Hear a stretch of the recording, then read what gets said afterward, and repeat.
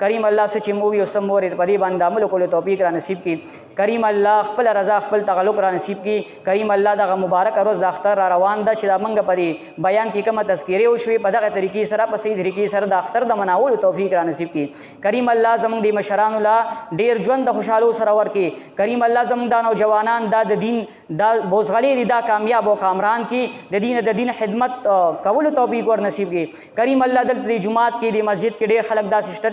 د جمعات خدمت کوي او ډیر په نره باندې کوي په غیرت باندې کوي کریم الله نوم نه علم تا ته معلوم دی او د خلکو ته معلوم دی کریم الله دیله د دوه جهانو کامیابی ور نصیب کړي کریم الله د دوه جهانو کامیابی ور نصیب کړي کریم الله په بچو باندې خوشاله کړي کریم الله بچو کې عالمان قاریان مفتیان حافظان نیکان پیدا کړي کریم الله څومره خلک چې د علماء کرامو مخالفت کوي هغه ته هدایت نصیب کړي کریم الله نه پويږي رسول الله مبارک پم دا قوم نه پیږي هدایت وته نصیب کړي هدایت وته نصیب کړي کریم الله بس منګم د رسول الله مبارک په نقش قدم روانیو کریم الله د صحابه کرامو په نقش قدم روانیو دي ته هدایت نصیب کړي کریم الله هدایت وته نصیب کړي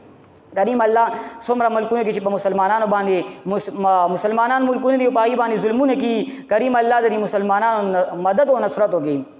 کریم الله د مسلمانانو مدد او نصرت وکړي کریم الله د اختر ډیر په خوشحالو سره راولي کریم الله خپل رضا خپل تعلق را نصیب کړي د یو مولانا صاحب عبدالرؤوف عبدالشکور صاحب هغه شهید شي او اکسیډنټ کړو ډیر تکړه عالم نو ما ته ابرزم چوي چې دعا کې یاد کو یقینا د دعا لایقم دی او زکه د عالم مرګ چری د عالم مرګ دی ای موږ ته د دین سبق راخی د دین مسائل راخی نو دنیا نه چې لاړ شي نو ډیر زیات د عالم مرګ دی نو الله پاک دې د ایدا شهادت په خپل دربار عالی کې قبول منظور کې او ډیر ماشومان بچی دی پاتې شو دعاګانې وته کې چې الله پاک ایله صبر جمیل ور نصیب کړي او الله پاک دا دیندار عالمان با عمل تکړه تقوادار عالمان جوړ کړي څومره مسلمانان و پاتې وی دی کریم الله غی ته بخنه نصیب کړي څومره شهیدان شوی دا غی ته شهادت دا مرتبه اور مبارک کی کریم الله څومره غینا بچی پاتې شوی دی ته کریم الله صبر جمیل ورکی څومره دی مجمع کې داسې نوجوانان دي مشران دي کشران دي او دغه شانتي با حیا با عزت زنانه کورونه کړي کریم الله دای په زړونو باندې شری حاجات یې د خپل در نه پوره کړي کریم الله